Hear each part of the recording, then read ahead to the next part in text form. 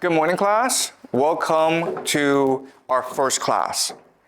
And today, what I want to do is provide the framework for how we will learn the semester. What are we learning? How are we learning? Why are we learning? All right, so this is a class of ideas. So it's really important for you to pay attention and understand how these ideas connect with each other. If I'm not being clear, ask me a question. In fact, make it a habit to ask as many questions as possible, because that way you will learn more, learning will be more fun for you, and learning will be much more clear to you, okay? So let's get in the habit of asking questions. So wherever I am confusing, wherever I'm speaking too fast, wherever you don't understand, interrupt me. Okay, let's get in the habit. All right, so I first want to talk about Immanuel Kant. We will be discussing him a lot this semester because he is the greatest philosopher in Western history. And he taught us how the world works. And this is what he told us. He told us that we can never know the objective reality. There is an objective reality, what he calls the noumena, okay? Or the things in themselves. That is not knowable to us. That is a world we can never access. Why? Because we perceive the world through our senses. Our senses, our perception, warps the world and changes it into a structure that we can process, called the phenomena.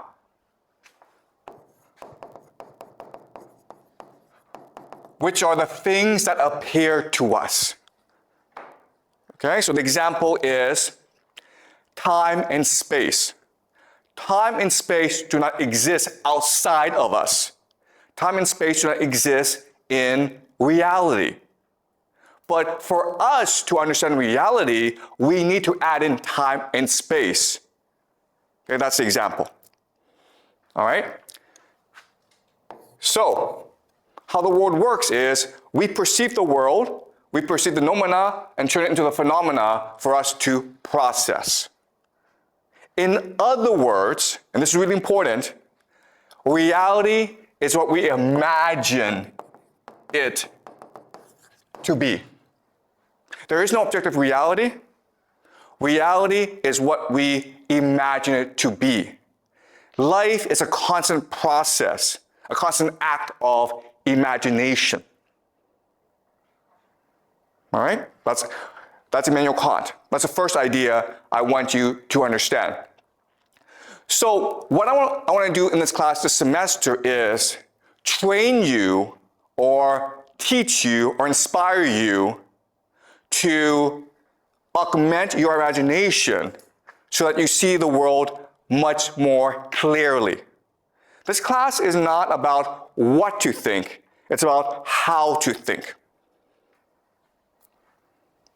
All right.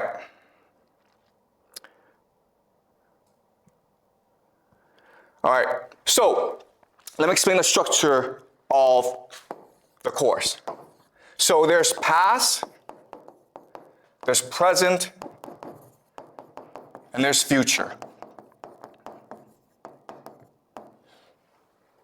We'll be looking at all three this semester, the past, the present, and the future. We will be analyzing all three in order to construct a more objective reality for ourselves. We will not succeed, we will fail. But the process of trying will train our minds to think much more critically about the world. So let me explain how. In the present, we have geopolitics. We'll be studying geopolitics. For example, why is there war in Ukraine? Why is there war in the Middle East? what will happen. We'll be studying geopolitics. And we'll try to understand why this is happening. We'll try to formulate an analytical model of geopolitics. Okay, an analytical model. We will then use this analytical model to make predictions about the future. Why do we do this? Because these predictions will tell us if our analytical model is correct or not. Okay, does that make sense? It's no different from artificial intelligence. How do you know if your artificial intelligence, the model is correct or not? Well, you test it against reality. Okay? There's no difference between that artificial intelligence system and what we're trying to do here. And why are we doing this? Because if we're able to have an analytical model that makes correct predictions, then we can take all this and go back and analyze the past to reveal the secret history of the world. That is a project we are undertaking this semester to discover for ourselves the secret history of humanity. Because you may not know this, but all the history that you learn in school, all that history that you think you know, it is false. Okay? The history that you know, the history that you believe, it is a system implanted into your brains by powerful people. Okay? So the real question that we're looking at this semester is really, how does power work? Because if we can figure this out, then you will achieve liberation. You will achieve freedom. You understand how you're being manipulated by others, and therefore you'll be free. You'll be empowered to live the way you want to live, to see the world that is true to you. So, let me give you 3 concrete examples of how power works. Okay, the first example is money.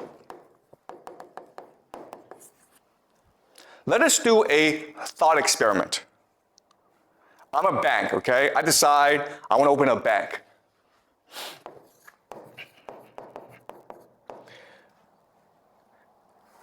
And now you're allowed to put money in the bank, okay? So all of you get together and you put $5 million in the bank. Not $5 million. Now, why do you put $5 million into my bank? Because I promise you 1% interest, right? 1% interest. That's a really good deal. But now, because I owe you some money, right? I owe you 1% interest.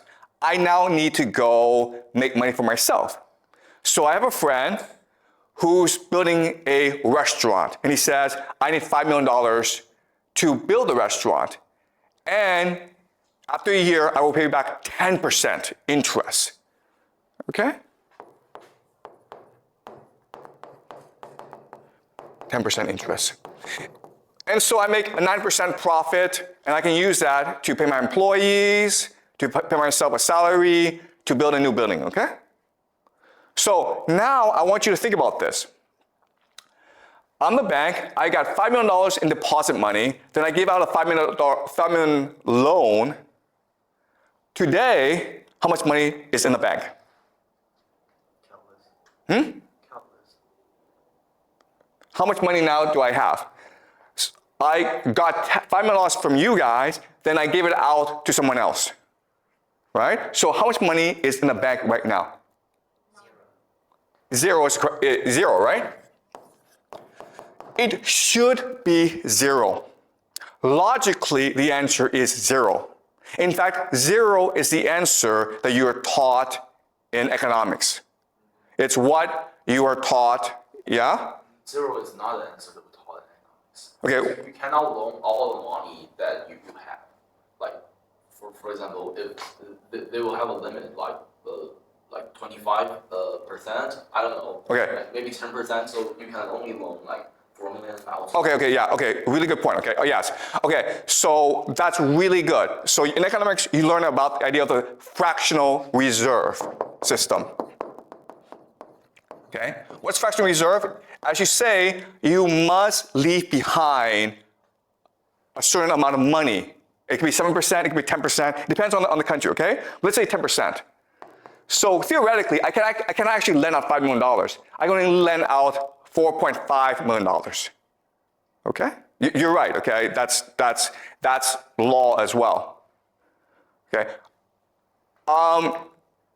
Actually, okay, let's say I lend out $4.5 million, okay? Now how much money do I have in the bank? Yeah, $500,000, right?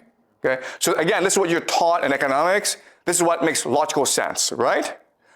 The correct answer, what actually happens in real life, is you now have $9.5 million. Okay, that is the correct answer. This makes no sense, right? But it happens in reality.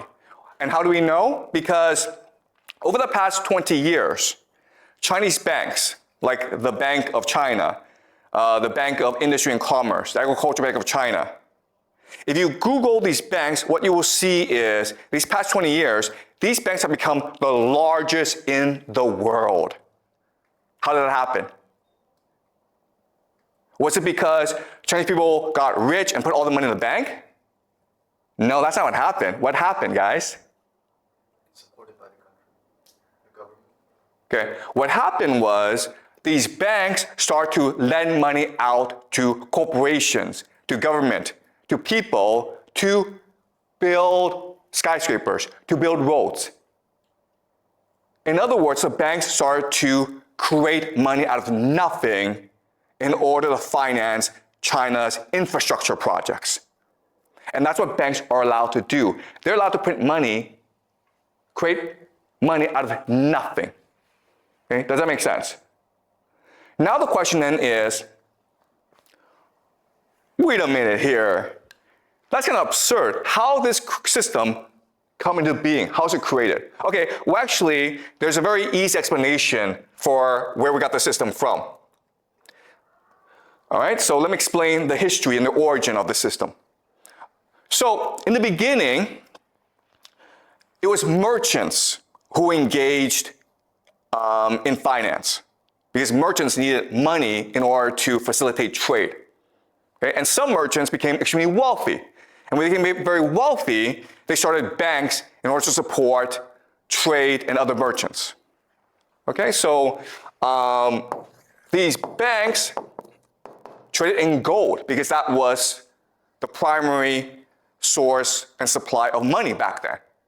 Okay, so what happened is you would come and you would put your money, your gold, in the bank for safekeeping.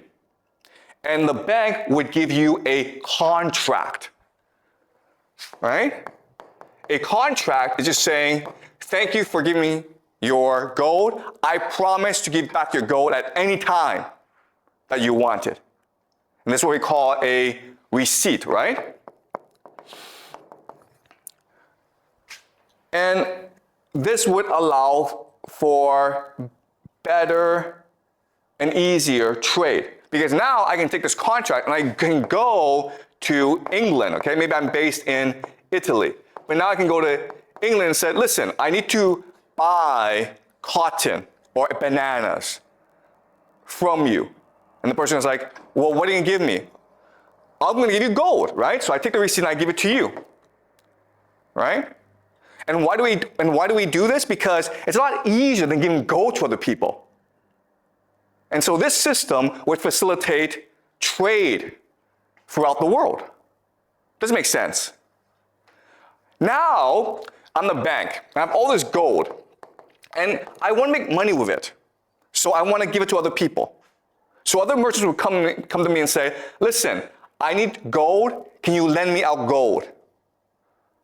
Right? But I say to him, yeah, but if I give you out the gold, you have a security issue. It's inconvenient for you. So why don't I give you a receipt, a contract instead? Does that make sense? Because all I need is a contract, all I need is a receipt in order to go and do trade elsewhere. Right? So by doing this, what I've done is I've doubled the gold in my bank, right? I've created money out of nothing. So the gold is still 5 million. That hasn't changed, but the receipt is now 5 million plus 5 million. So theoretically, I now have 10 million in the bank. All right? So that's how money and finance works. Now, there's a problem with this system. What's the problem with the system? What do you mean?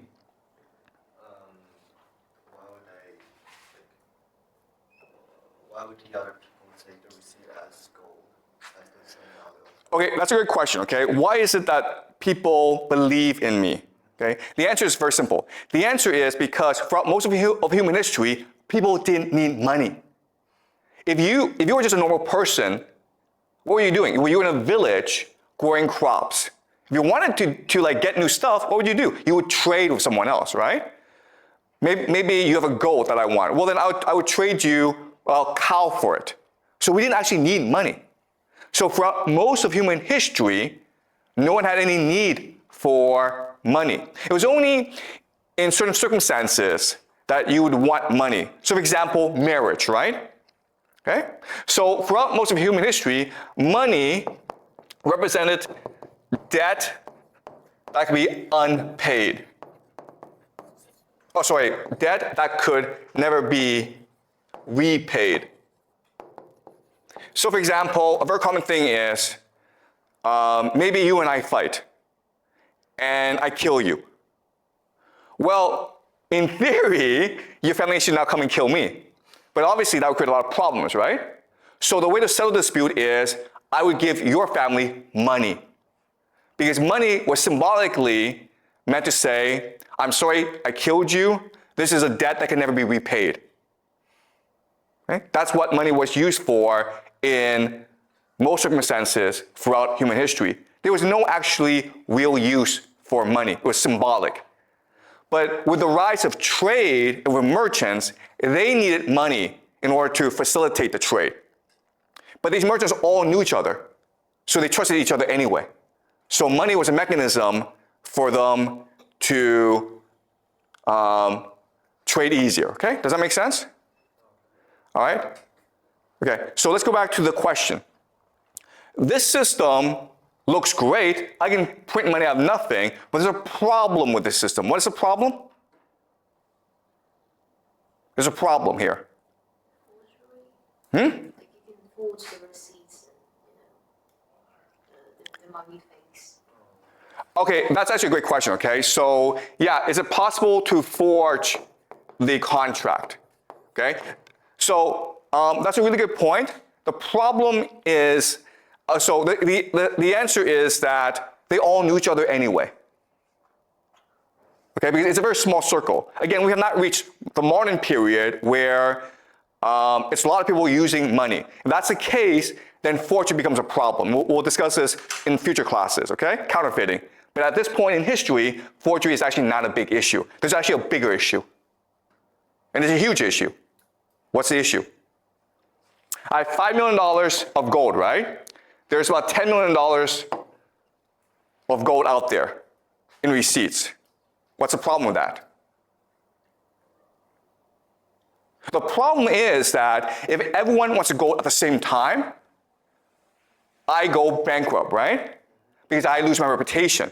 The contract says that at any time you want the gold, I must give it to you. But if I have if there's $100 million in gold contracts, but I only have $10 million in gold, only if 15 million wants the gold back, then I'm screwed. This is what we call a bank run. Okay, a bank run. And this is a huge problem for merchants. Okay? There's also another problem with the system, and the problem is this. Who do I usually lend my money to? Do you guys know? If I'm a bank, if I'm a merchant, who do I usually lend my money to? Okay, guys, today we lend the money to entrepreneurs. But back then, there really weren't entrepreneurs. There were kings and noble people. And what did they do all the time? Why did they need money? To fight wars, okay? That's why there was a demand for gold. Because if I'm a king, I need to fight a war, usually against my brother or someone else to control this territory, right? Now, the problem with this is I could get killed, in which case, oops. But also, what's much more common is the king would be like, screw you, bank, I don't need to pay you back. Okay? So there's actually a lot of risks with this system. So over time, develop a system to mitigate or reduce this risk. Okay? What would they do? What they would do is they would create cartels. Cartels are just partnerships. So maybe this bank works with another bank, throughout Europe. And the way they establish these cartels is usually through intermarriage, right? They would marry each other, they would combine together. And that way, let's say 15 million of receipts wants back the gold, but there's only 10 million. Well, guess what? You just go to another bank. Okay? And let's just say a king decides, I'm not going to pay you back, bank. Well, your bank works with other banks to establish a new enemy to kill the king to get the money back. Do you understand? And this system is what we call today central banking. And what you will learn in this class is central banking controls the world today. Okay?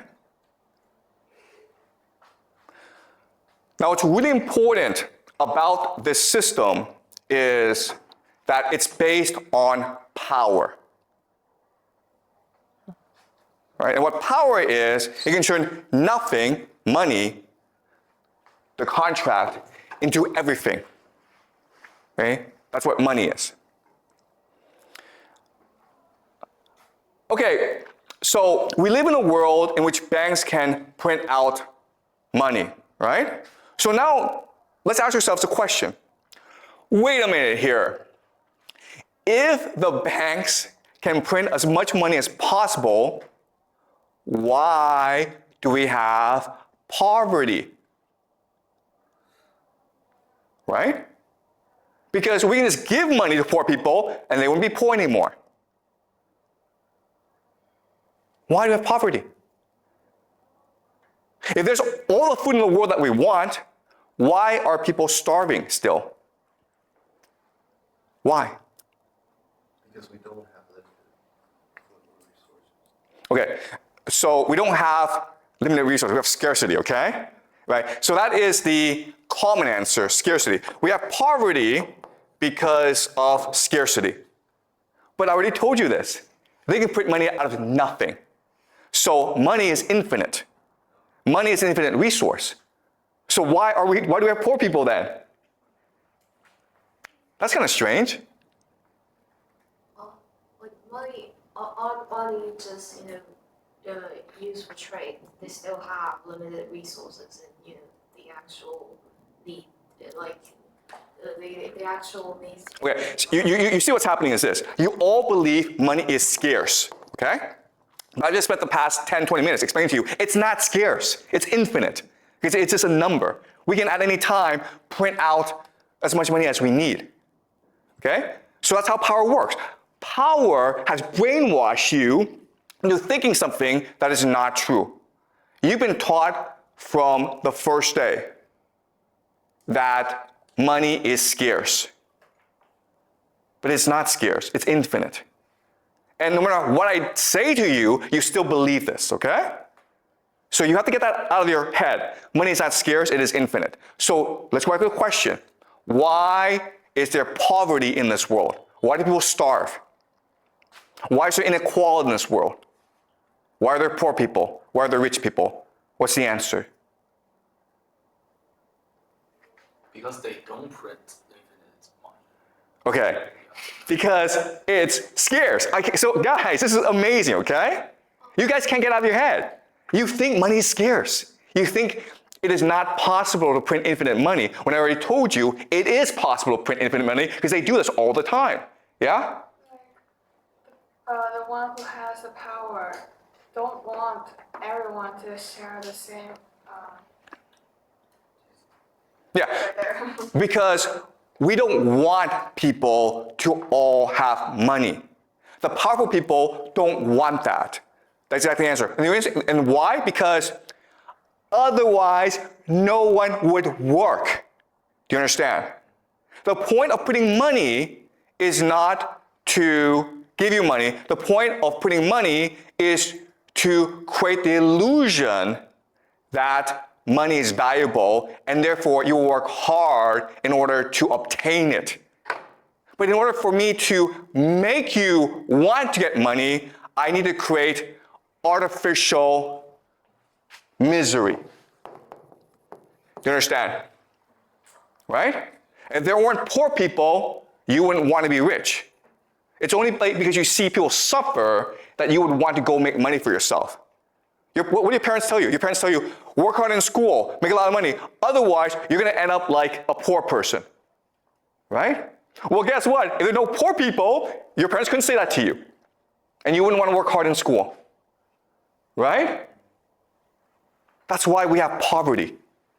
Because poverty creates the illusion that money is valuable.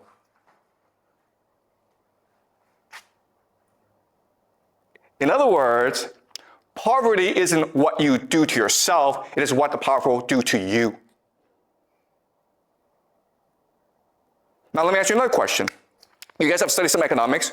Why do you have like crises? Crises. For example, there's a stock market crash. Or for example, the economy goes down and people lose their jobs. Why do you have crises? I don't know. Exactly. You're not taught this in economics class. That's kind of weird, right? The point of crises is to destroy money. Why do we need to destroy money? Because if there's too much money in the system, people don't have to work. So you have to destroy this money in order to make people feel money is scarce. Okay, does that make sense? So why do we have wars? Right? Why are there wars in the world then? Because they're fighting over scarce resources, right? I already told you, scarcity is a lie. The real reason is war is meant to destroy wealth in order to make you think money is valuable. Do you understand? You guys play World of Warcraft or these games, right? Guess what, guys? World of Warcraft in our world, there's absolutely no difference. You just run around pointlessly working hard to obtain credits in order to buy stuff. If credits just flew out of the sky, because they could do that, right? They could actually program the engine to just put money out of nothing, you wouldn't do nothing every day. You wouldn't play the game. Okay? It's only because you believe that there's scarcity in the world and that you must work hard to obtain wealth that you do any work. Do you understand this? Okay? So this world that we live in, it's a complete illusion created by central banking in order to make us work as hard as possible. Because the real value is not money. The real value is the work we do. Okay, does that make sense, guys? All right, yeah?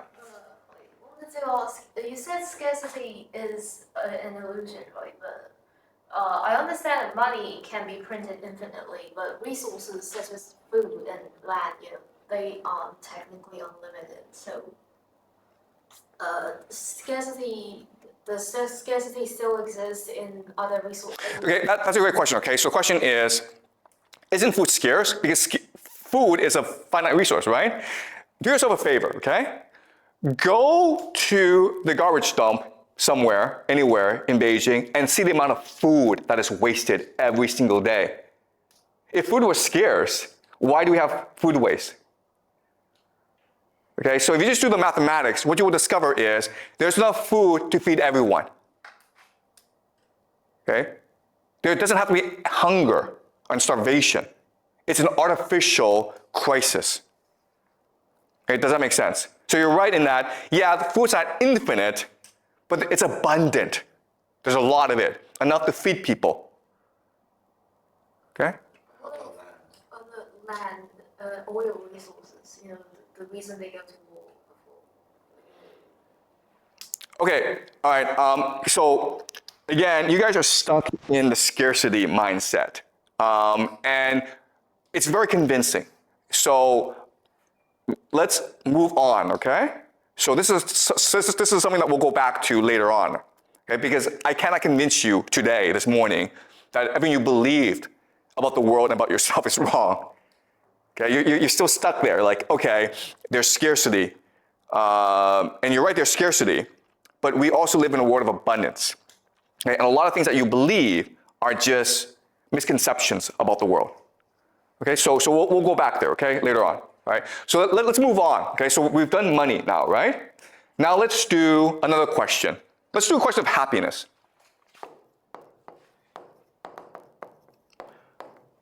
The question for us today is, what makes us happy? Come on, what makes you happy?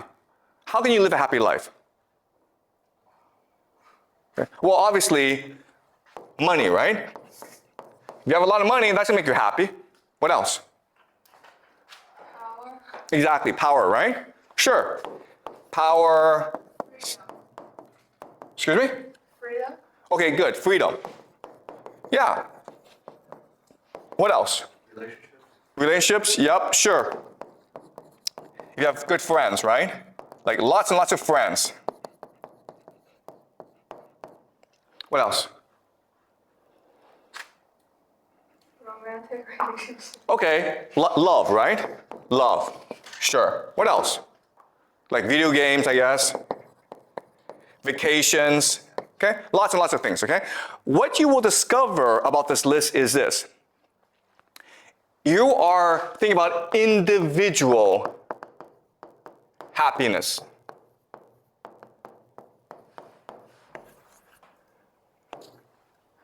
And this is actually unique in human history.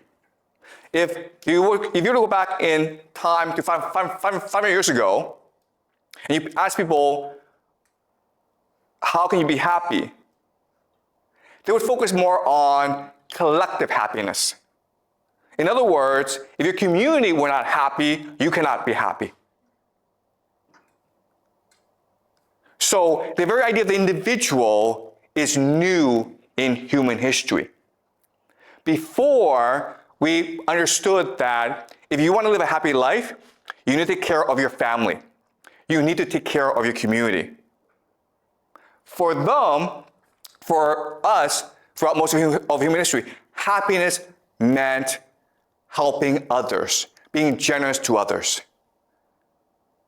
So, for example, let's just say that I go off and I wander and then I find a lot of gold, right? I come back and what's the first thing I do with all this gold? Do you guys know?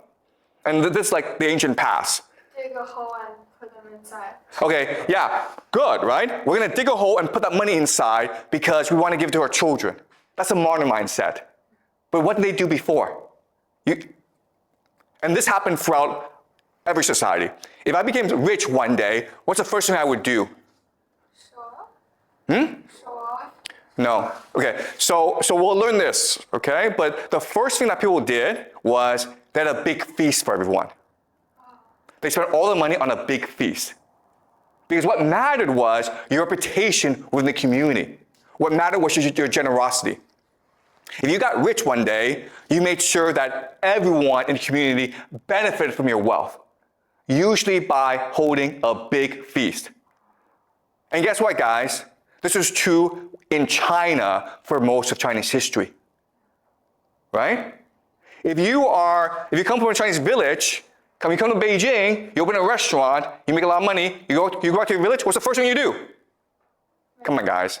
Feast. you have a big feast for everyone. Okay, so this is ingrained in us, okay? But as you say, today what we believe is if you have a lot of money, put it underground or put it in the bank, okay? But back then, for most of human history, we would just spend it all on a big feast. We wanted everyone to share in happiness, and that's what made us happy. Okay? Any questions? Yeah? I was wondering, you mentioned that it was for reputation on some levels. Would that count into as your individual happiness? Because after you get rich, you care about your reputation. Okay. Yeah, so you're asking, is this about individual reputation? And again, I mean, this is hard, okay? But the concept of the individual did not exist before. We just created it. The idea that I'm a person independent of my family, independent of my community, independent of the world around me, makes no sense. What was the worst punishment that could be inflicted on you in the past? Let's just say that we're in a fight, I kill you, right? Like they said you no longer belong to this family. Exactly. Banishment, exile. Not death, right? And today, if I killed you, the police would come catch me and then kill me. But before, we didn't do that. Because the worst thing that we could do was exile you. It says, you're no longer part of us. You understand? So the concept of the individual did not exist. Right? Okay, so let's move on. All right, so now I'm going to present two understandings of the world. And you're going to tell me which understanding you think is correct. In the first understanding, we humans don't have agency. We don't have really control. Why? Because there are powerful gods out there, okay? There are these powerful gods like Apollo, Dionysus. Oh, the problem though is that they are also controlled by other gods that are more powerful, like, for example, fate, fortune. And then there are these really ancient gods that control the structure of the universe. For example, maybe anger and pride. So you have absolutely no individual agency because there's always a god screwing with you, okay? You might get rich, but then the god of pride looks at you and says, no, I need to teach this mortal a lesson. So the god comes into me, makes me too arrogant, and I screw up. Okay? So we're always being controlled by these forces beyond our understanding. Okay, so that's a first worldview. The second worldview is this. We are synapses that generate memories. Okay? We are memories. Our understanding of the world comes from our experience. That is controlled by synapses. Synapses come from a combination of DNA and environment. Our genes and our interaction with the environment, our experiences. And what this means is that we can now have control over our own individual fate. If you're angry, it's because some experience or some genes made you angry, and this anger becomes reinforced in your memories. And therefore, if you do proper therapy, if you do proper reflection, if you do some exercises, you can better control your anger and therefore control your fate. Okay? So in the first worldview, there are lots and lots of gods. They're evil and they're random, and we have absolutely no control over our fate. We can only hope to get lucky in life and not piss off the gods. In the second worldview, we are only a collection of our memories and we are only synapses. So if we're able to manipulate the memories and the synapses in a proper way, we can be free of all problems. We can be free of anger. We can be free of depression. We can be free of misery. All right? Let me ask you this question. which worldview is a more accurate reflection of reality? Second one. Obviously the second one, right? Because this is neuroscience, science, or psychology or psychiatry. This is what you've been taught in school. This is what you all believe. Our entire society is structured around this very idea. And what you will learn in this class is it is completely wrong. It is the first one that is more accurate reflection of reality. The first one gives you more information, gives you a more accurate assessment of how the world really works. Okay? So now let me ask you this question.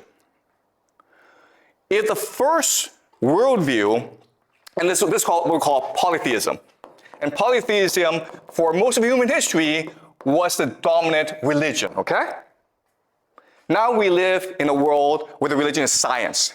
Science is basically religion. So, why did we make this transition? What's the benefit? If you're a powerful person, why would you prefer the second one as opposed to the first one? Why? What's the benefits to powerful people? What does power want to believe the second one, but not the first one? They can blame your own failure for your own fault. Yeah, okay. So the idea of individual responsibility. Okay? So then there's more control. Okay? It's easier to control people in the system. Right? That's the first benefit. What's the second benefit?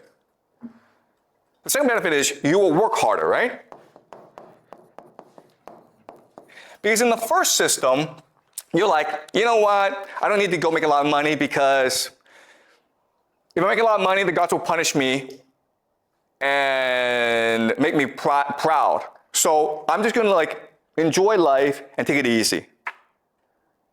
All right? So in the second system, no, I have control over my own life. So I need to work hard. Okay, so and again, the entire point of the system is to make you work as hard as possible, because when you work hard, that generates real wealth for the powerful people. Money does nothing, okay? Money just incentivizes you to work hard.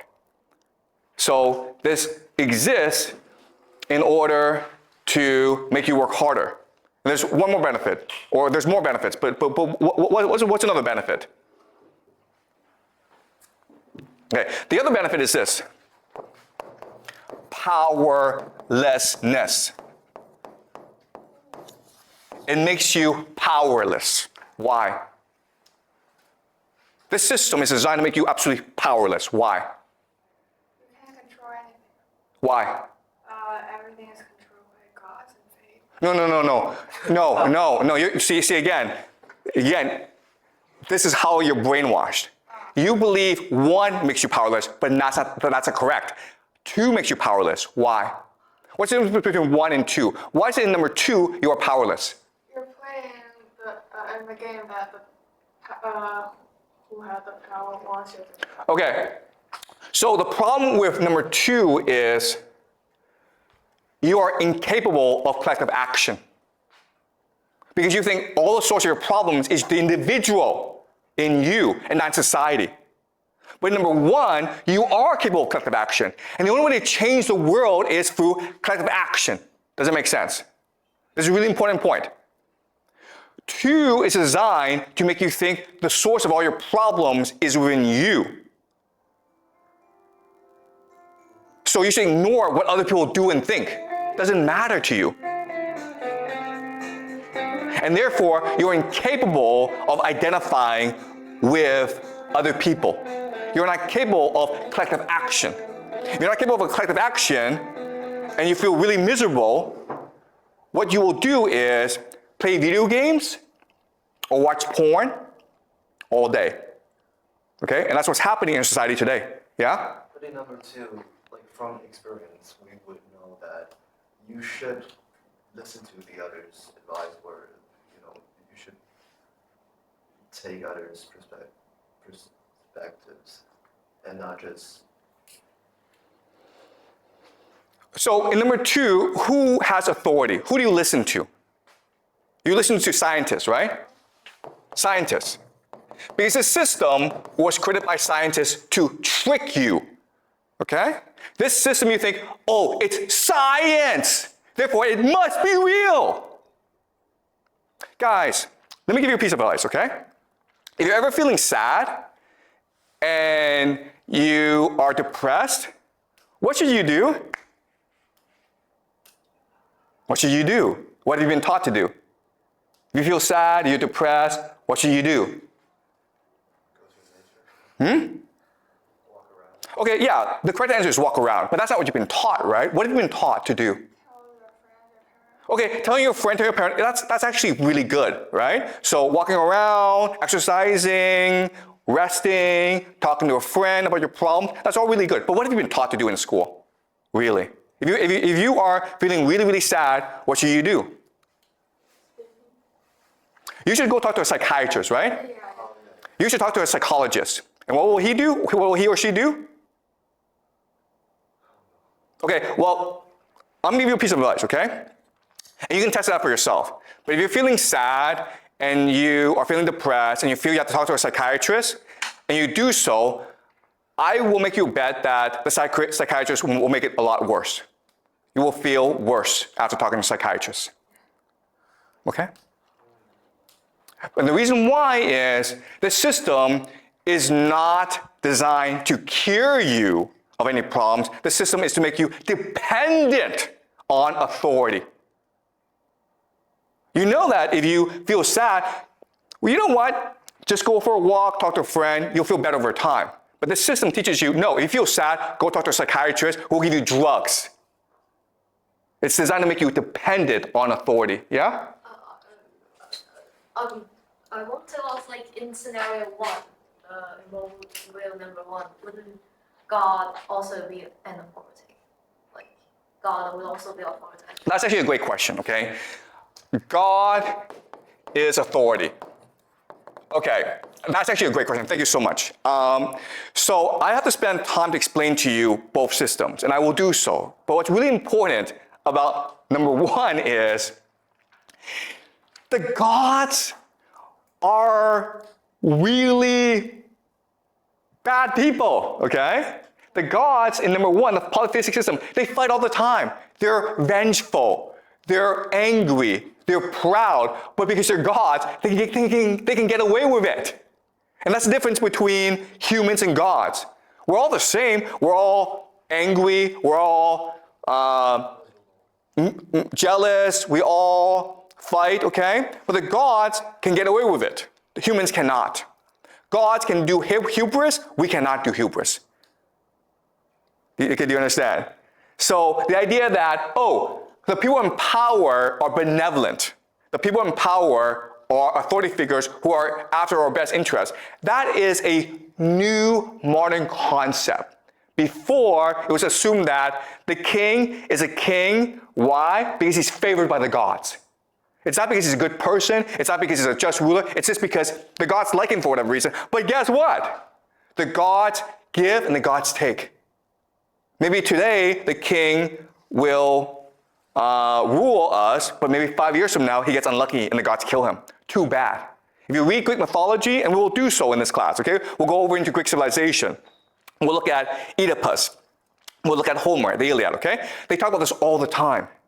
Fate is something that you cannot control. It's something that happens to you. And therefore, you must live life to your best.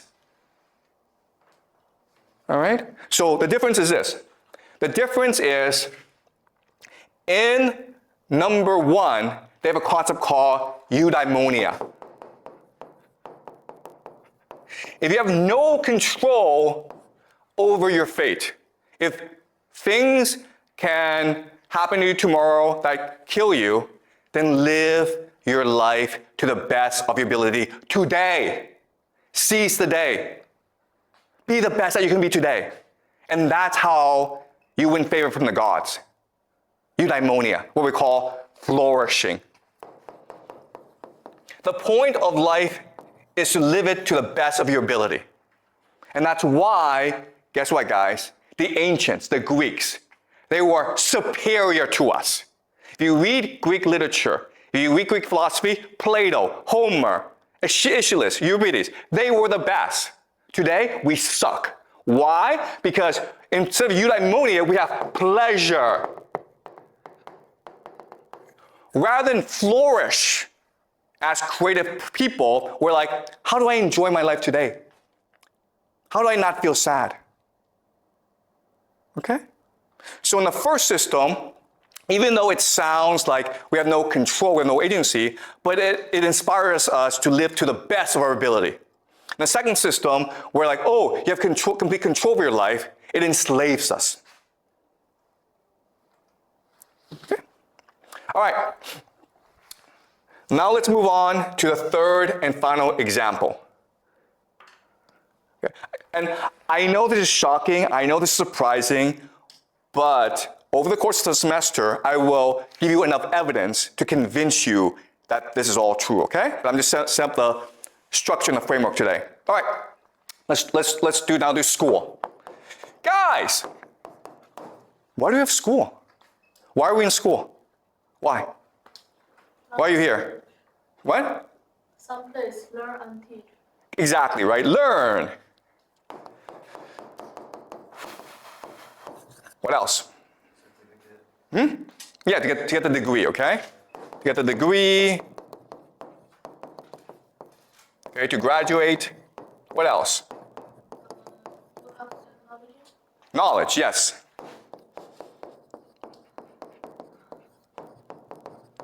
Yeah.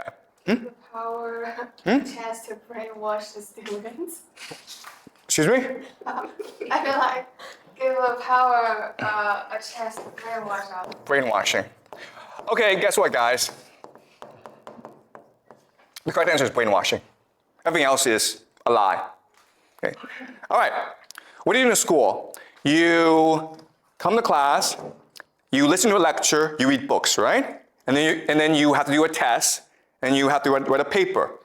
And then the teacher gives you a grade. That's how you learn, right? Let me ask you this question then. Throughout most of human history, how did we learn? If you want to become a doctor, what did you do? To be fast and long. The answer is experience. Do it. Right? Let me ask you this question.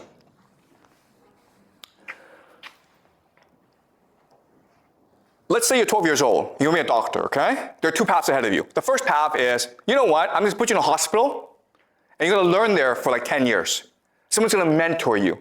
You're going to be that person's apprentice. Maybe the first year, all you do is like wash the floor, okay? But you're going to observe the doctor.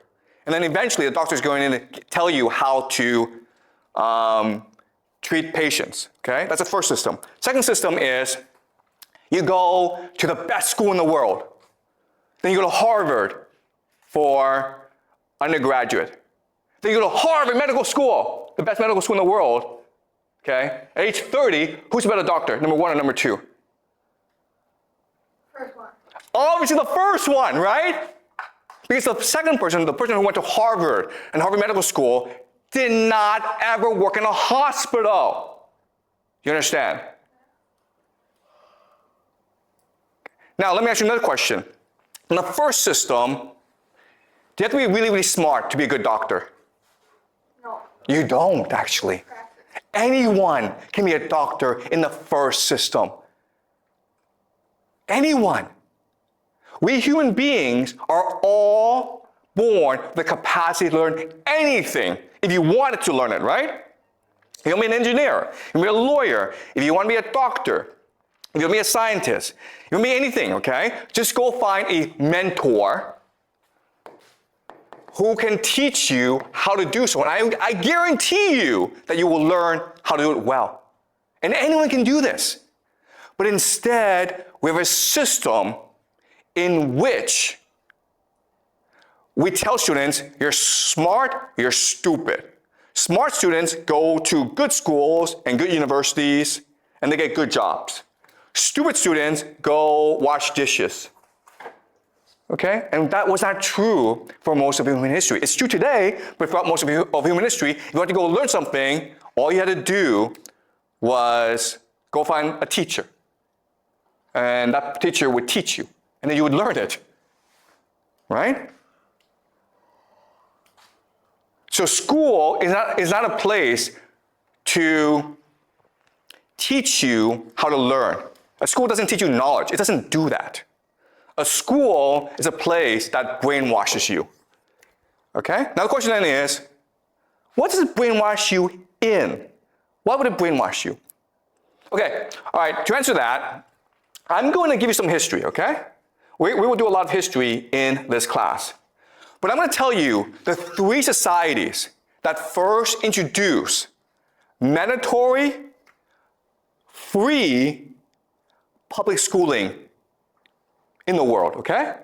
The first is called Sparta.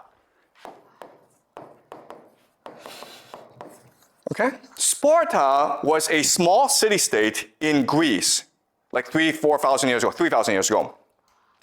And they had a new system in which children as early as 5 or 6 years old, they were put into a school. And in the school, they were beaten up by older kids who were like 9 or 10. Okay? That's Sparta. The second society was called the Aztecs.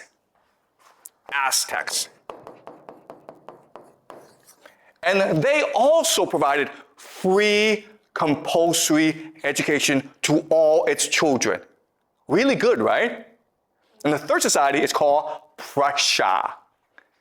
And actually, Prussia is a system that everyone uses today. Do you guys know any history? Okay? What is common about all 3 societies? Sparta, Aztecs, and Prussia. No, it's all the 教育体育. What is common to all 3? Okay. War. All 3 societies are fundamentally war societies, dedicated to defeating their neighbors.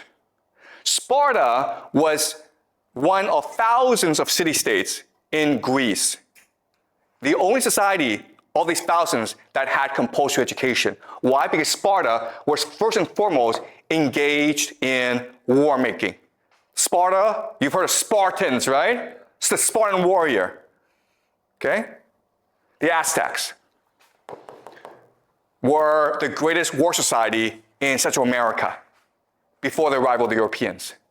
They defeated everyone. They were engaged in war. They also did a lot of human sacrifice as well. Okay, we learn about the Aztecs later on. Prussia. The Prussians, the greatest military in Europe for centuries. They were engaged in war making as well. Okay, do you understand this? Why we have schools is because schools are really good at preparing people for war. Why? Excuse me? They have people and they can teach some kids how to do with the war. Why, let me ask you this question. Why did they not have schools before? Why is it that people like, we don't want schools? Why? Again, the Sparta, Aztecs, and Prussia were the few societies that had free public schooling. Why didn't other societies just copy them? Why? I think the knowledge should be traded with money. Okay, let me ask you this question. Let's just say you're a mother or father. And you have a child, right? What's the worst thing that could happen in your life? No parents? No, you're a mother or you're a father. You have a child, right? What's the worst thing that can happen to you in your life? Wrong. Your child is taken away from you, right? Oh. What does school do?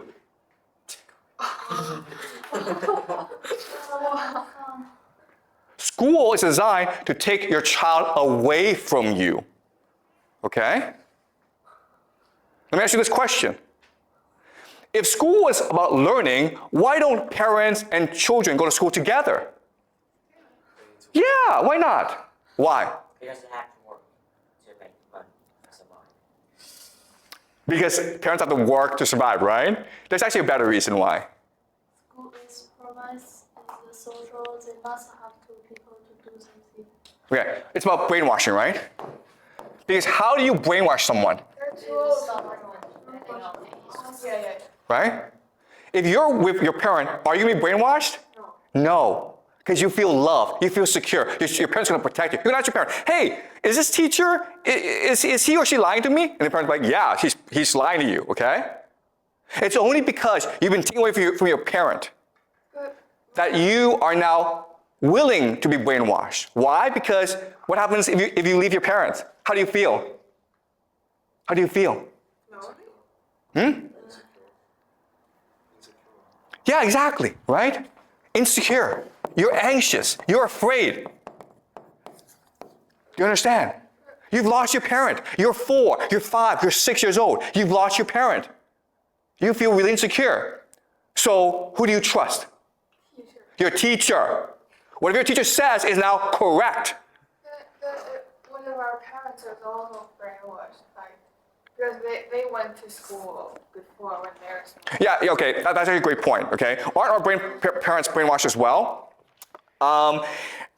That's correct. Your parents are brainwashed. But what I'm saying is, when a parent is with a child, the child feels secure. And if you're secure, you're much more willing to disobey authority. You're much willing to ask questions. You're much willing to think for yourself because you feel secure, because your parent is there to protect you. But if you take the parent away, you can't do that. You must now rely on the teacher who can now brainwash you. Okay? So are you brainwashing us? Am I brainwashing you? Okay. Maybe it's a jar too. Okay. All right. Okay. So the question is, am I brainwashing you? Okay. That's a good question. And it's a fair question. And again, that's why I tell you this. Okay? You have the capacity to ask me questions. You have the capacity to challenge me. You have the capacity to think for yourself. Okay? So all I'm saying is, hear me out, ask me questions, and then think for yourself whether or not I make sense. Because the difference between my class and other classes is like, I don't test you, right? I don't give you grades. It's a pass-fail class. You can actually choose to say, you know what? This is nonsense. I don't want to listen anymore. I can't stop you. Okay? But in school, guess what happens if you don't come to school? Your parents get arrested. All right? Do you understand? That's the difference. It's your choice whether or not to pay attention or not. All right. So another question then is, okay, if schools are designed to brainwash you, what are they brainwashing you in? Well, they're designed to brainwash you to believe a concept called the nation state. The nation state. The schools are designed to brainwash you to think the nation state exists. It is a person, Mother China. You must love this person. You must be willing to sacrifice yourself for this person. You must be willing to dedicate yourself to this person because it is Mother China. And how do we brainwash you? We teach you language, right? We teach you history. We teach you geography. We teach you all this to make you believe that the nation state, Mother China, the United States, France, they all exist. But guess what? Throughout most of human history, it was absurd to think the nation state existed. Okay? Before, you didn't say, I'm Chinese. Before you say, I'm a Beijinger. Or I'm from Haidian. Or I'm from Chaoyang, right? Because that makes more sense. You're from a place where you know the people. But now, because of the nation state, you are forced to believe that you are the same person as someone from Yunnan, Tibet, Guangxi, even though, guess what, guys? You have absolutely nothing in common. Okay? But you're all Chinese. And that's what school is designed to do. School is designed to implant in you a false memory of a nation state. Okay? That's what history is. History is the false memory of a nation state. And that's why you're all forced to go to school. Okay? Maybe like they also want you to just think about degrees and work as a normal person, not to create people business or live for ourselves? Yeah, so the point of school is to serve the nation state. Do you understand? Oh, Right? Does that make sense? If you believe in the nation state, if you believe in Mother China, then you must serve her. You must obey her. You must fight for her. You must die for her. Okay? So the idea of the nation state was created in order to make you obedient to authority. And it works very effectively. Yeah? I'm just wondering if this context only works out in the Chinese context, like All countries are nation states, okay? So I mean, like, I'm not saying China is different from other places. China is exactly the same as other places, okay? What you will learn in this class is how do we get to this place? Because again, the three things that we learn, okay? Money, the individual, the nation state.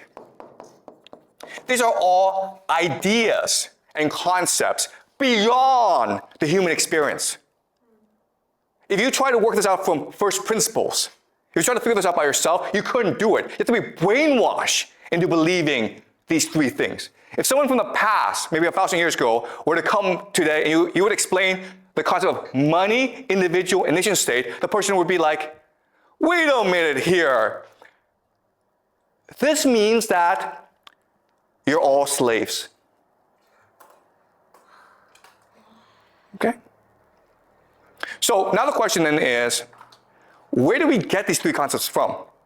What you will learn in this class is these three concepts come from a revolution in human thought called monotheism. The one true God. This idea, monotheism, forever changed the course of human history. And it gave us these concepts of money, individual, and nation state. Monotheism is such a powerful idea that it turned nothing into everything. Okay? That's what you will learn in this class. We will learn about monotheism, and we will discover how it created money, individual, and the nation state, and it basically created the world that we live in today. Okay? All right. Any questions? is Christian like monotheism? Excuse me?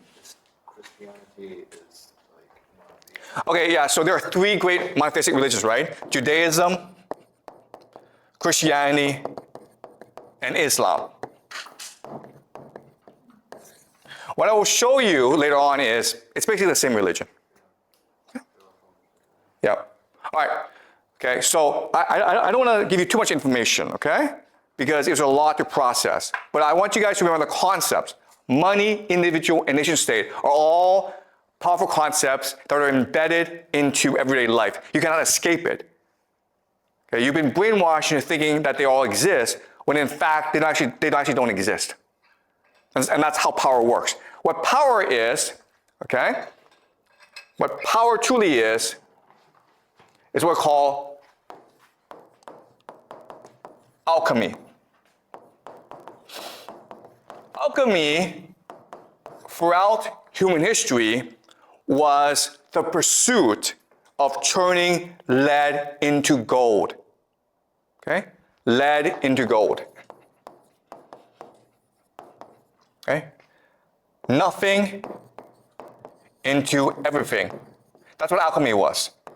And maybe in science class, you're taught that alchemy is this fake science. It's a pseudoscience, and it did not work. What you will learn in this class is we achieve alchemy. Okay? We turn nothing into everything. We turn lead into gold. Or that's what power is. Power is the capacity to turn nothing into everything. Power is the capacity to make you believe that money is valuable, that the individual can lead to happiness, that the nation state exists. That's what power is. Okay? And as a result, today we live extremely miserable lives. Okay? So you've been taught to think that, oh, life just gets better and better. What you will learn in this class is actually, nope, okay? And what's really important is you will also learn in this class that this was an accident. Okay? This was just an accident. It's an accident of the human imagination.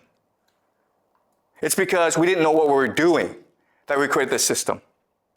So what you will also learn is that if you're able to control the human imagination, you can use it to create a new system that allows for eudaimonia, or the flourishing of the human intellect. Okay? All right. Any questions? Okay, so that's it for today. Okay, I'll see you guys next class.